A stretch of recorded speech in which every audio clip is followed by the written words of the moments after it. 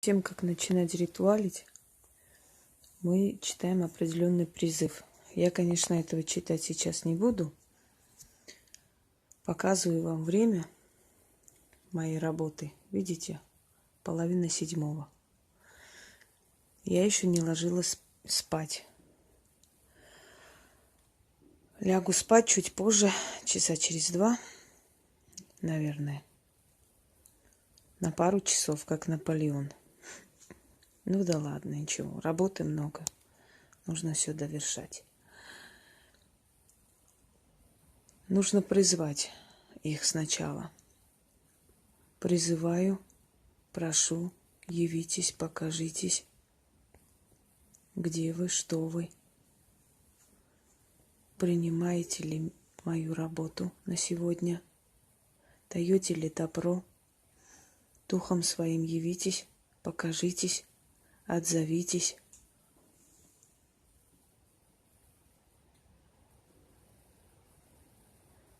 Явились. Призываю я ту силу, что скрыта здесь, закрыта здесь. Явись, появись, духом своим покажись. Одобряешь ли мой труд? Даешь ли мне добро?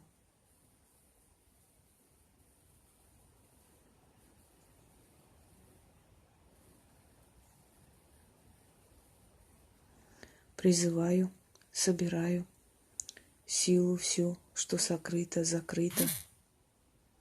Прошу, заклинаю.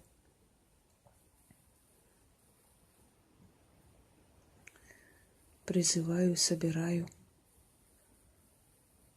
вызовом своим, силой и мощью, заговором. Сила, что сокрыта, закрыта. Откройся, явись, покажись. Одобряешь ли ты мою работу? Даешь ли добро? Готова ли помочь в моем деле? Покажись, явись, встань перед глазами. Вот призыв завершен. Несколько раз появились. Но сейчас хочу, чтобы вы понаблюдали, что происходит потом. Итак, смотрим. Кто закрытый, сокрытый, явись, появись, пред глазами стой. Одобряешь ли ты мою работу? Готов ли мне помочь? Жду вашей помощи, собираю духов отовсюду. Кого звала, кого не звала, кто сам пришел. Явитесь, появитесь, стойте пред глазами. Дайте силу заклинанию, дайте силу моей работе, моему труду, благословите. Подскажите, помогите, усильте. Да будет так. Явитесь отныне. Жду. Вот ждем.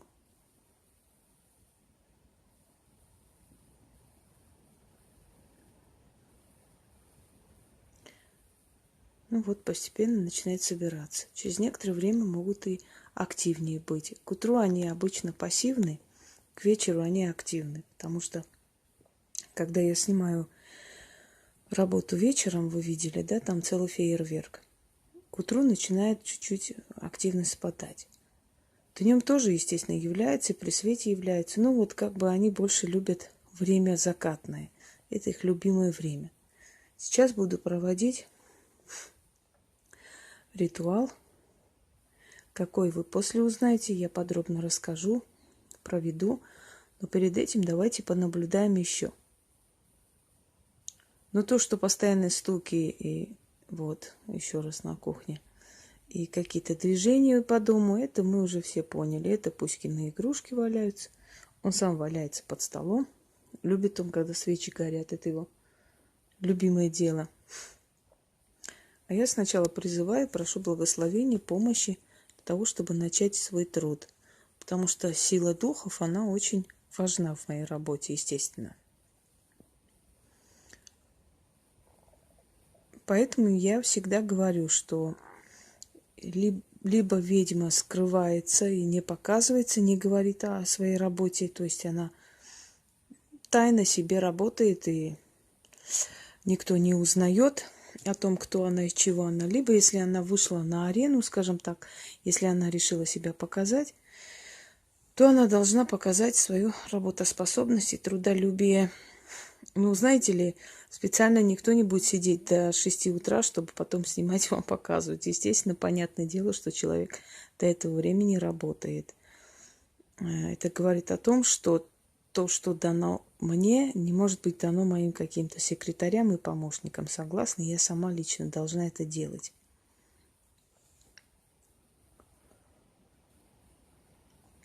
Так.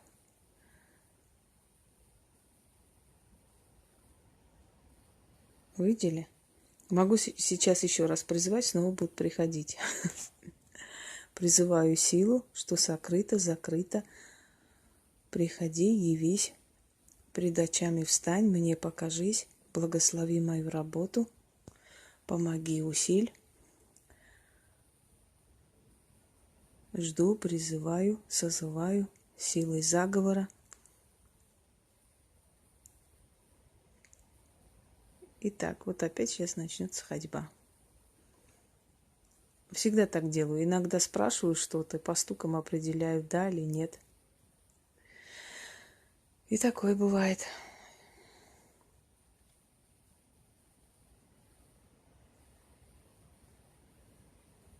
Умиротворенность.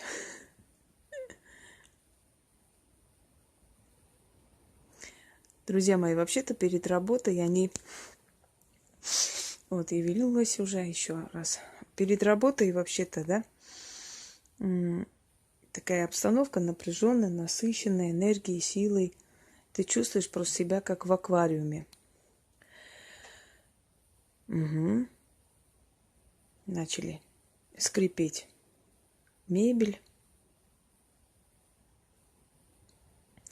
Меня спрашивали, тут вопросы задавали насчет некромантии, некромагии. Я решила немножко посвятить этому время, рассказать вам. Итак, некромантия – это вопрошение мертвых, с греческого слова «некрополь», что означает «стена мертвых» или «кладбище». Некромагия – это работа с мертвым миром. Работа с мертвым миром подразумевает работу не только на кладбище, но и призыв мертвых душ, но и обращение к царству смерти для помощи. Чем могут помочь мертвые? Некоторые говорят, что мертвых тревожить нельзя, мол, это грех и прочее. Хочу вам сказать, что мертвые рады, когда их тревожат, они рады помочь, потому что колдуну дана сила, дана власть, дано разрешение в определенных ритуалах собирать мертвые силы и проводить свои обряды. Ему разрешено, и не каждая душа имеет право приходить на обряд колдуну. Есть определенные ритуалы, я не буду сейчас распространяться, потому что это очень такая сакральная закрытая тема. Но в любом случае вы не думайте, что я вам все говорю, все рассказываю. Я щедрый человек, но вы поверьте мне и будьте уверены, что есть вещи, которые я в жизни вам не раскрою, не расскажу. Это семейные тайны, это вещи, которые мне помогали многого достичь, которые мне помогали во многих опасных случаях выжить. И поэтому я вам, конечно, эти тайны раскрывать не вправе, иначе я буду очень сильно наказана. Точно так же я не могу вам раскрыть определенный порядок работы с некрополем, то есть с погостом. Но я вам скажу одну вещь, что не обязательно идти на кладбище, чтобы работать с кладбищем. Хотя туда идти нужно время от времени, усиливать себя через мертвых. Так вот, есть определенные ритуалы, обряды забирания душ в мешочках домой. Дорогие друзья, все эти сказки, все эти легенды, которые вы читаете о том, что существует джин в банке, да, или там в чем он был, там в лампе, извиняюсь. Так вот, хочу вам сказать, что это все на самом деле не совсем выдумка и имеет вполне реальную почву, потому что у колдунов есть такая возможность забирать душу домой. До 40 дней нужно отследить, посмотреть, кого только похоронили до 9 дней, идти туда, постоянно приносить подношения, попросить эту душу, почувствовать, что она согласна, заточить ее в мешок и унести домой. И эта душа будет тебе помогать и служить постоянно. Ты открываешь этот мешок, просишь, что нужно, натравливаешь на человека. Через некоторое время этот человек стареет, потому что эта мертвая душа выпивает у него всю силу. После того, как мертвая душа исполнила, что ты говоришь, ты даешь ему зарок, что если он исполнит сказанное, то ты его отпустишь через некоторое время на волю. И ради того, чтобы получить волю, душа мертвая готова на все. Она готова сожрать всю семью врага, она готова уничтожить, растоптать, забрать, опозорить, что угодно. Ради того, чтобы ее потом выпустили. Вот после того, как она выполняет сказанное, функцию свою ты выпускаешь. Ее отпускаешь на то место, откуда забрала. Вот такие вещи существуют. А как их делать, я не буду говорить, чтобы горячие головы и всякие дураки не взяли мешки и не пошли там ловить душу. Душу вы не поймаете, вы поймаете очень сильные такие нехорошие силы, которые придут и сожрут вас самих. Колдуна можно дома держать что угодно, и мертвую землю, хоть надгробный крест принеси поставить, оно мне никак не навредит. Поверьте мне, со временем вообще наша энергия становится практически равна и как бы равносильна энергии мертвых, и нам абсолютно нечего бояться в этом отношении. Далее. Некромагия подразумевает не только порчи, потому что это неправильное понятие, точно так же, как вуду не подразумевает только убийство и наказание, только черное дело, только наведение порчи и проклятия. Точно так же некромагия – это не только порчи. Я скажу больше, это совсем может даже не порчи, а в основном это вылечивание через мертвых, через мертвый мир. Когда ты идешь и просишь человека, ушедшего, усопшего, душу, которая там есть, помочь данному человеку. Например, помоги ты, усопший Александр, живому Александру. Забери на себя его там болезни и прочее. Я всегда, когда иду с человеком туда и снимаю с него, я говорю, пообещай этой душе что-нибудь. Когда у тебя это сойдет, обещай ей принеси какую-то вещь золотую, положи здесь на его могилу. Коньяк или дорогие конфеты, духи, там, я не знаю, сигареты, что угодно. Принеси и оставь. Ну, естественно, знаю в смысле, что я вычитываю, что хотела бы эта душа получить. Вот. Некромагия, она очень важна, это часть магии. Кто говорит, что некромагией не занимается, тот аферюга и абсолютно ничего не умеет. Любой человек, который говорит, что занимается практической магией, должна знать и уметь обращение с мертвым миром. Все это входит в магию. Невозможно затрагивать только одну сферу, нужно затрагивать все сферы. Я уже говорила, что кладбище везде общее. И мы можем на одном кладбище просить спокойствия души человека, который похоронен за 1 000 000 километров от этого кладбища. Не обязательно идти на кладбище, чтобы призвать мертвую душу, я уже говорила. Кроме того, мертвых душ очень много и вне кладбища, и вообще существуют гиблые места, их полно. Очень много за тысячелетия, а именно 6000 лет насчитывает история человечества. Я уже говорила, что насчитывается история человечества с той минуты, с того момента, когда были созданы первые письмена, Аккада шумерская цивилизация, а именно 6000 лет назад.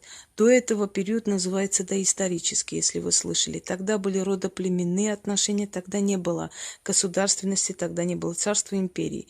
Отношения государственности, то есть зачатки государства, примитивные такие ячейки государства начали появляться 6000 лет назад. Это и есть история человечества. Так вот, 6000 лет назад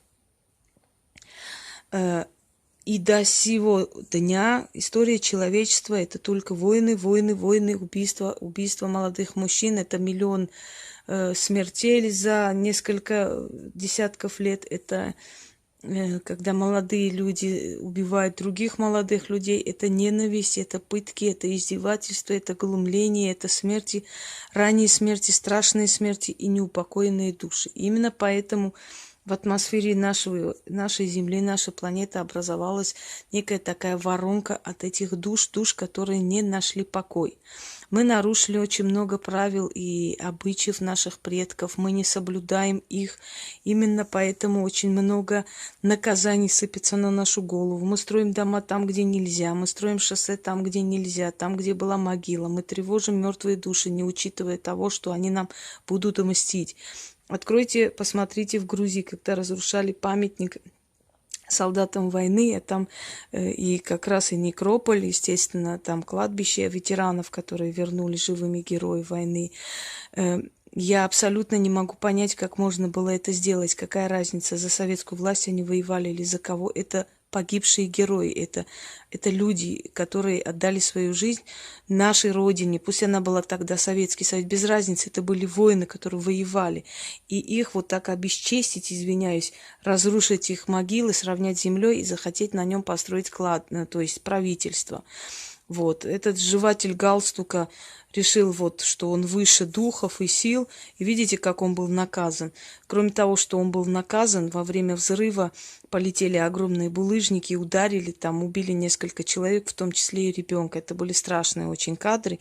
И когда я посмотрела эти кадры, у меня просто по телу прошел вот просто мороз. Из-за чего? Потому что я поняла, что эти души отомстили людям. Они отомстили людям за такое бесчеловечное, неуважительное отношение к себе. Во многих местах, где были кладбища казненных людей или самоубийц, там ходишь, и просто воздуха не хватает, людям становится плохо. В этих местах, построенных домах, нет счастья. Там очень много наркомании, там очень много алкоголизма, там очень ранние смерти, сумасшествие, прочее, прочее. Потому что места такие, где строить нельзя. Мы все любим Кремль, Москву. Вы знаете, я столько лет здесь живу в Кремль, ходила туда, наверное, 2 раза за все время. Мимо проезжала много, но вот ходила мало. Почему? Потому что там лобное место, там казненные были целые семьи. Просто отрубались, и стрелкам головы отрубали на этом же месте, и революция там творилась, и смутные времена там были, когда убили и Лжедмитрия I, а после его второй, там, Лжедмитрий своими войсками.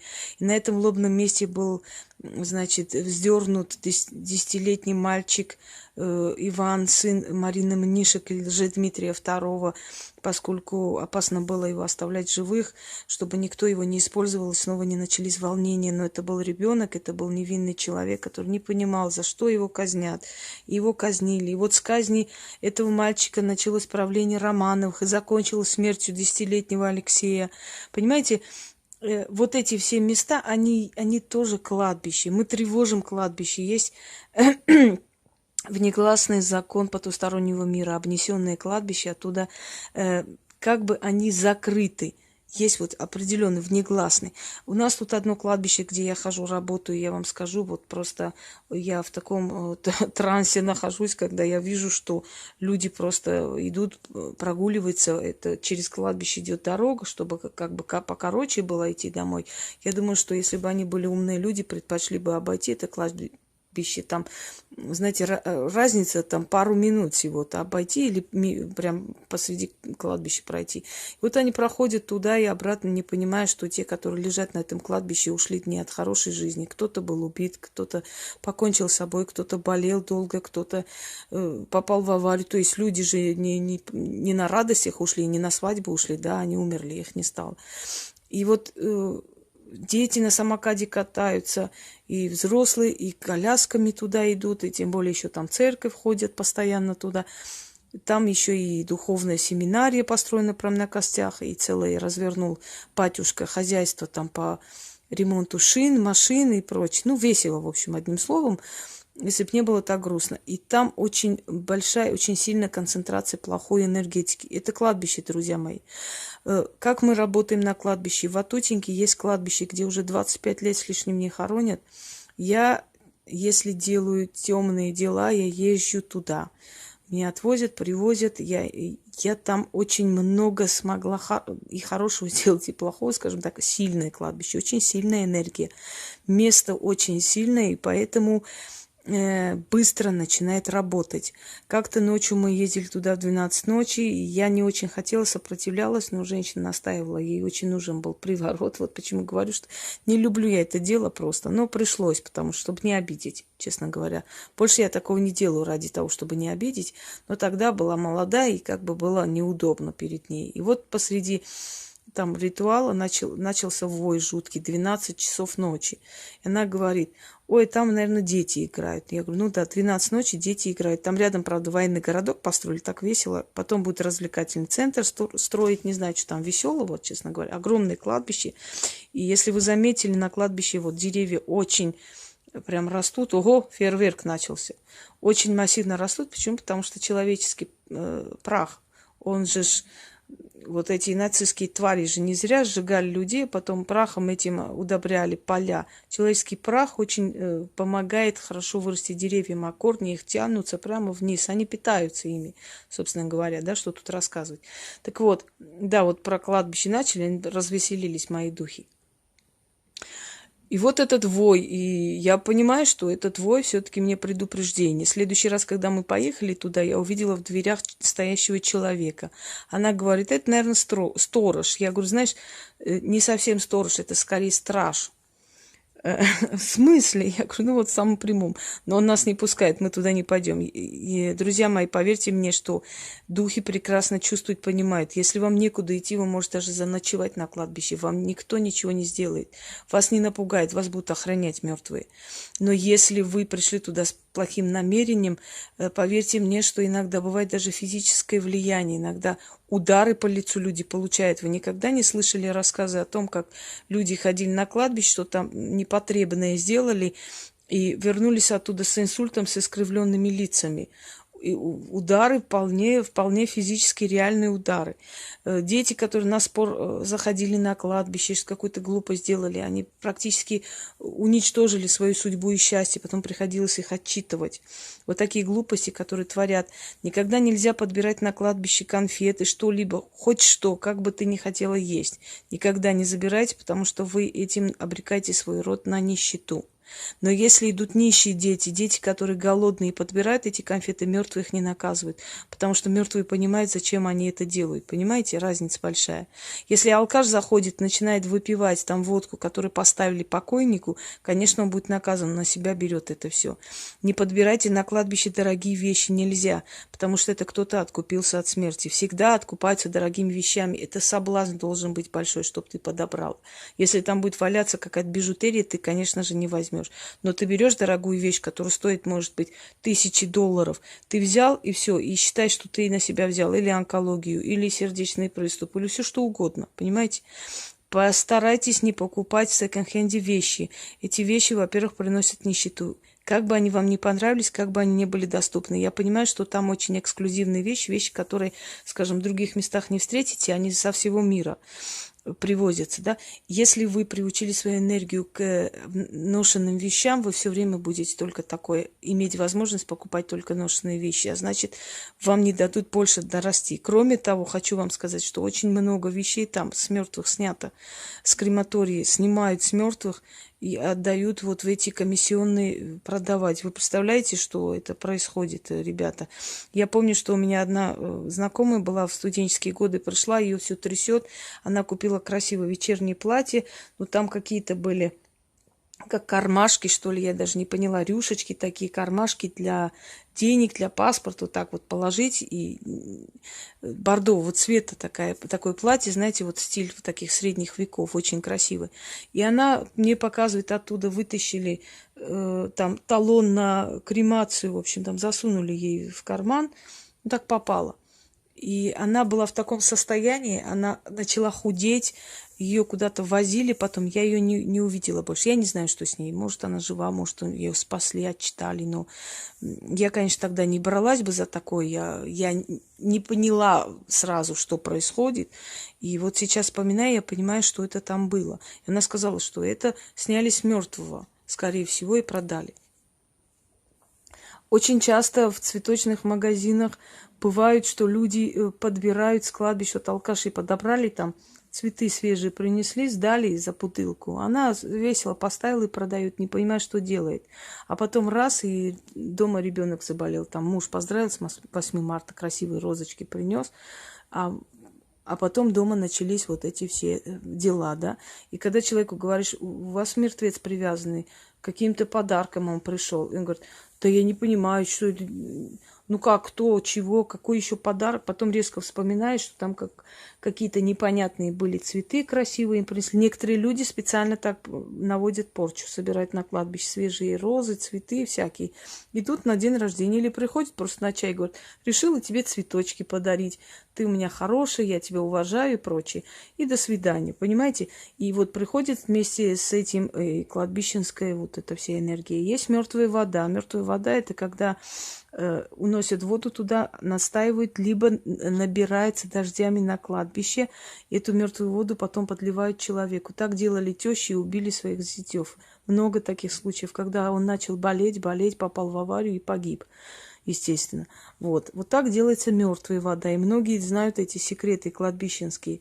Могут отнести туда вещь, положить тайком несколько дней, потом принести эту майку, подарить.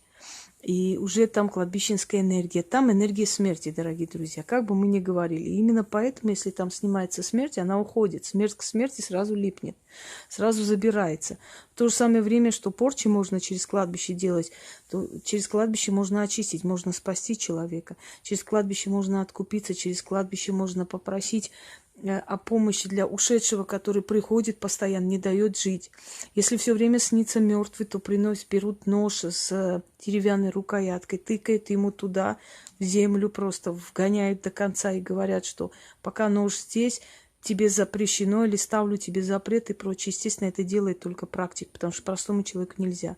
Скажу, что некромантией заниматься можно только практику и более никому. Никому больше нельзя заниматься некромантией, некромагией, как хотите называйте. Но я называю некромагией, и это правильно, потому что это не только вопрошение мертвых, это еще связь с ними. Никуда не денешься, если ты практик, ты должна работать с миром мертвых. Иначе ты не полноценный практик. Я еще раз вам говорю, что пропаганда того, что мы такие добренькие, эти такие злые, приходите к нам, мы добрые, это только говорит о том, что человек не мыслит абсолютно в магии. Нет в магии добрых и злых. Надо бьем, надо помогаем, надо спасаем, надо жалеем, надо прощаем. Понимаете? Это все входит в магию. Магия не бывает доброй или злой. Так вот, всю тему некромагии обхватить за один ролик это невозможно. Это очень обширная тема, это огромная работа, это большой труд. Но я хочу вам сказать, если вы хотите снять порчу с человека, смертельную порчу на кладбище, это к практикам относится, идете, находите спокойную могилу. Могила, которая тянет, которая не агрессивна, которая вас не пугает. Не находите по имени человека, найдите безымянную могилу. Но безымянную могилу на старой части кладбища, там обитает погостник, как правило, на старой части. Если во время ритуала вам встретились коты и собаки, это нормально, это погостник принимает вашу работу. Очень часто там есть такие дикие коты и очень красивые коты. Я один раз хотела одного поймать, настолько он мне понравился, вот красавец просто, круглый, упитанный. Но этот его мяу, конечно, меня запугал до смерти. Он никак не поддавался, я поняла, что он меня просто расцарапает, но не придет. Так вот, у меня была фотография, где я сфотографировала черного кота, который за мной следовал ночью. Ночью я когда пошла на кладбище, он за мной следовал. Да, ночью мы ходим на кладбище, не пугайтесь. У меня друзья иногда говорят, слушай, тебе надо военачальником быть. Это трындец. Мы днем не можем пройти, ты по ночам там шастаешь. Ну, а что делать? Это работа, друзья мои. Можно, конечно, говорить вам только, а можно делать и при этом знать, что твои силы духи знают, что ты работаешь, а не просто трындишь. Знаешь, там говорю, как не знаю, великомученица, вторник, 55 число, вот и аквариумы, и рыбы плавают, и коровы летают. Ну, можно и такое сказать, да, и выдать это за работу, а можно работать просто. Так вот, мой брат, который занимался вот по-всякому там, сканировал эти все на каких-то тепловых этих камерах, он сканировал и говорит, там нету кота. код-то на фотографии есть, а на фотографии, ну, когда он проявил, его не было, когда он обработал, понимаете, и прочее. Так вот, друзья мои, уже время заканчивается, сейчас отключится. Я продолжу цикл о некромагии. Пока что я говорю о самом главном, что именно, да, я немножко вскользь проходила о том, как нужно подружиться с погостным духом и прочее, прочее. Но не могу я обхватить за один раз это все. Но единственное, что я вам скажу, запомните навеки, некромагией занимаются только очень сильные профессионалы и только практики. Больше никому касаться этой сферы магии нельзя никогда. Это чревато. Чревато смертью,